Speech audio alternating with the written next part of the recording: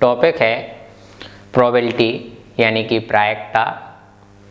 ये भी इंटरमीडिएट का एक महत्वपूर्ण लेसन है।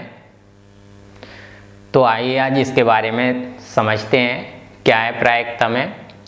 तो प्रोबेबिलिटी का मतलब होता है, ये शब्द जो प्रोबेबिलिटी लिया गया है ये प्रोबेबिलिटी पॉसिबिलिटी से लिया गया है। तो प्रायिकता एक प्रकार से संभावना व्यक्त करने के लिए बनाया गया हुआ है, ये संभावना शब्द से ही लिया गया है। तो प्रोबेबिलिटी यानी कि पॉसिबिलिटी, तो पॉसिबिलिटी में संभावनाएं प्रदर्शित की जाती हैं। जैसे कोई भी एग्जाम्पल ले लिया जाए, कोई खेल ले लिया जाए, जैसे दो टीमें क्रिकेट खेल रही हैं तो उसमें किसी भी टीम के जीतने की संभावना हो सकती है। ए टीम जीत सकती है या बी टीम जीत सकती है, तो ये संभावना हो गई। उसके लिए जो उसकी पॉसिबिलिटी को क्लियर बताते हैं तो वो प्रायिकता यानी प्रोबेबिलिटी हो जाती है।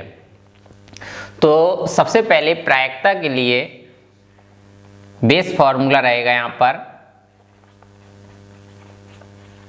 प्रायिकता किसी भी घटना के लिए जो इवेंट है, इवेंट यानी घटना, किसी भी घटना के लिए घटित होने की प्रायिकता बोलेंगे P ऑफ E।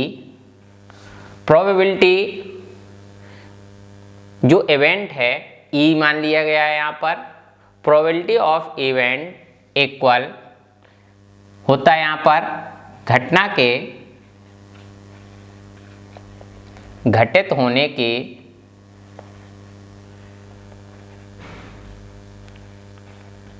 अनुकूल परिस्थिति या संभावना, अनुकूल परिस्थिति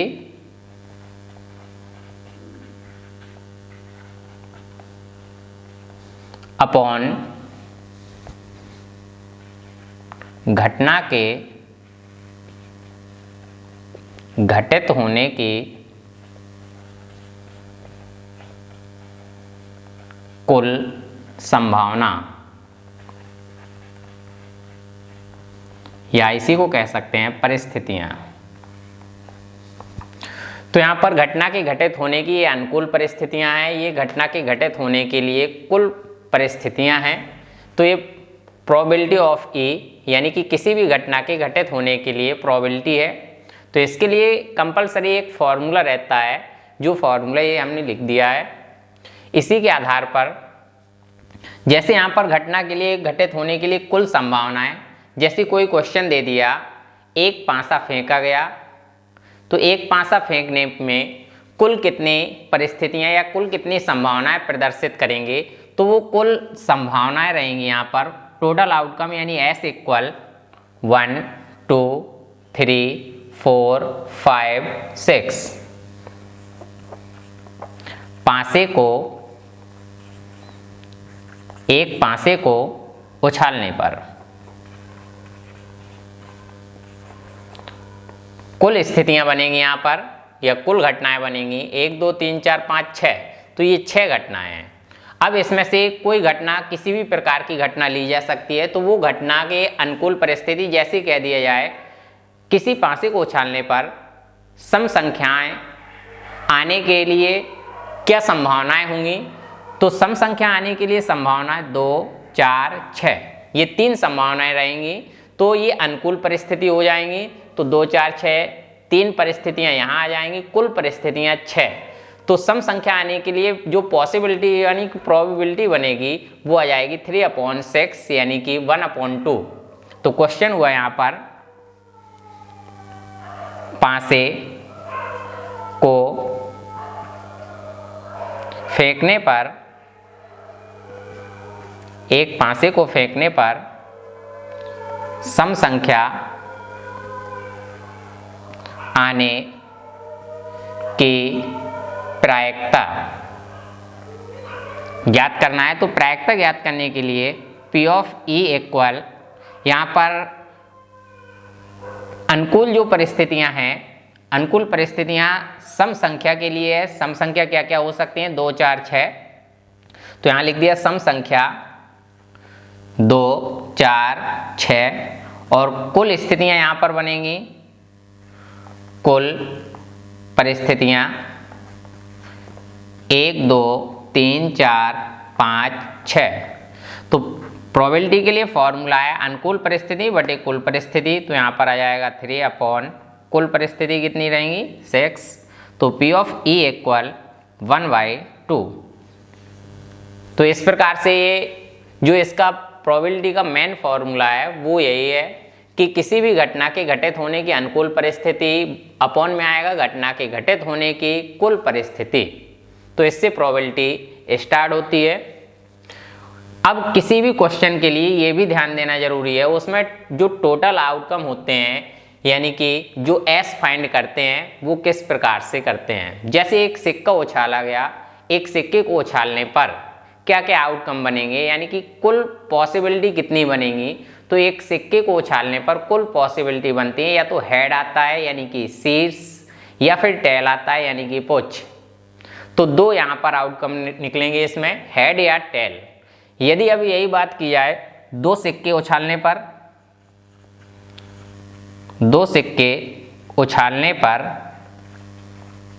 कुल कितने आउटकम बनेंगे, तो एस इक्वल बनेगा, दो सिक्के उछाल रहे हैं तो हेड आ सकता है या हेड टेल आ सकता है या टेल हेड आ सकता है या टेल आ सकता है।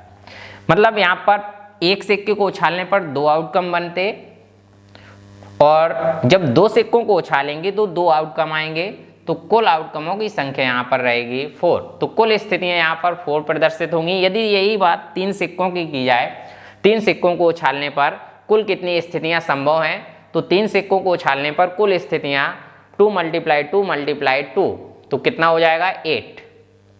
ठीक उसी प्रकार से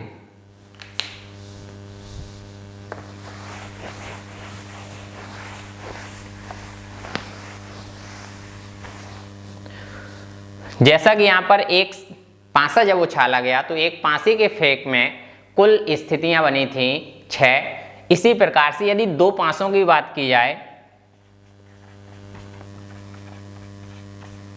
दो पासों को उछालने पर कुल स्थितियां कितनी आएंगी,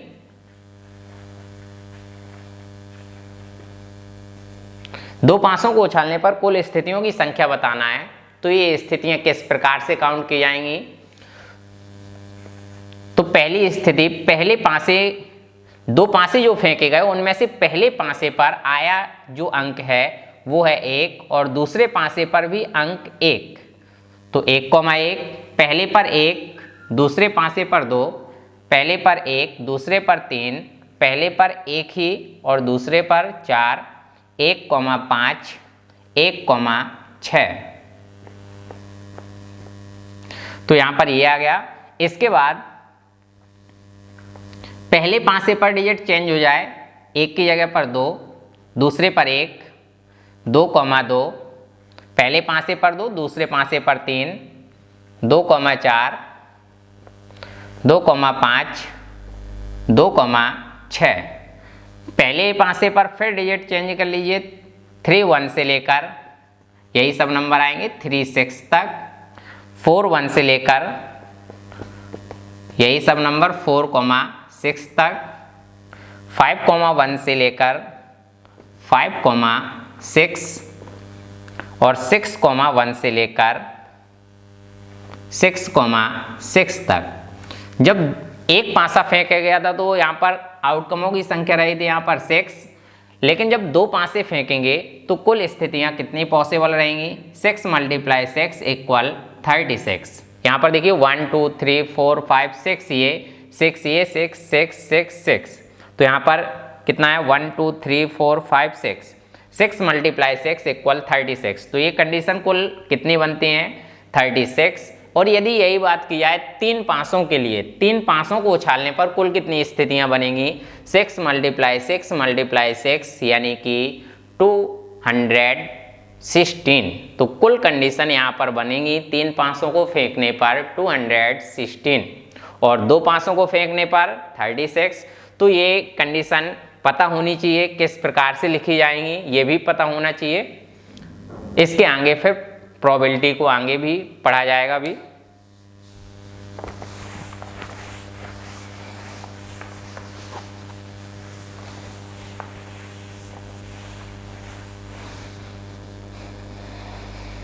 जो इंटरमीडिएट लेवल पर प्रोबेबिलिटी है वो है, स्टार्टिंग है साप्रतिबंध प्रायिकता से,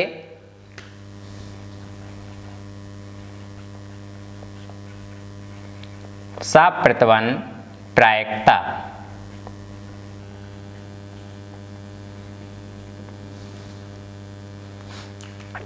साप्रतिबंध प्रायिकता का क्या मतलब है?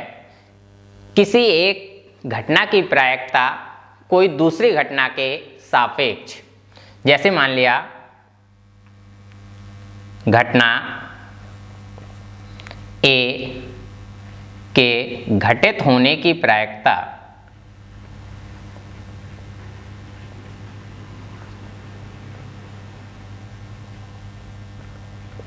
घटना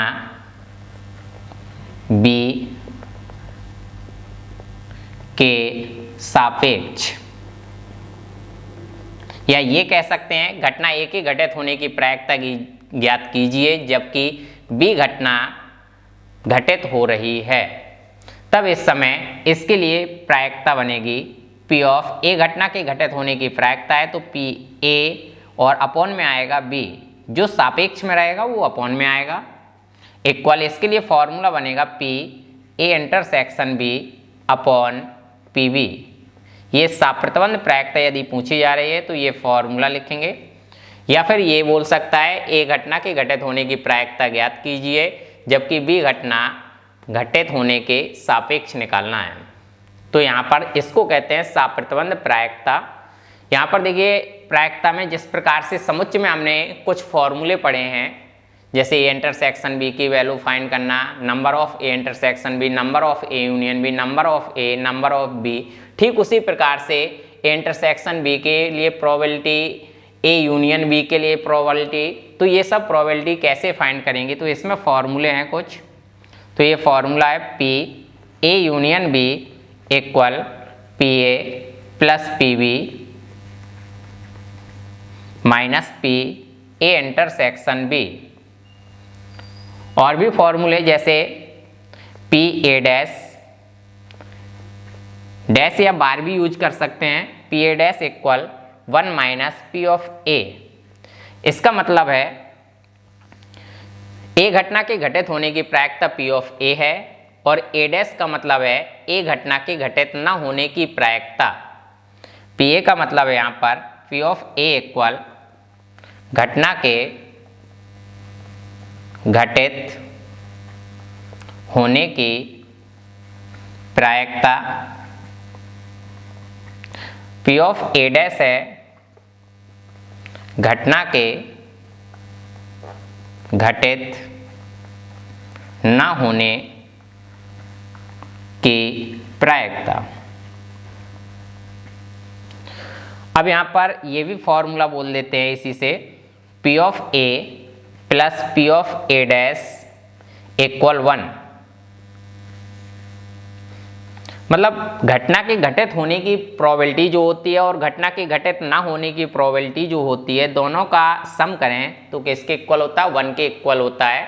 तो देखिए इसमें किस प्रकार से प्रोबेबिलिटी भी पता होनी चाहिए, प्रोबेबिलिटी की लिमिट क्या होती है। जैसे कोई भी बात बोली जाए, इस बात की प्रोबेबिलिटी इतनी है, तो प्रोबेबिलिटी का मान,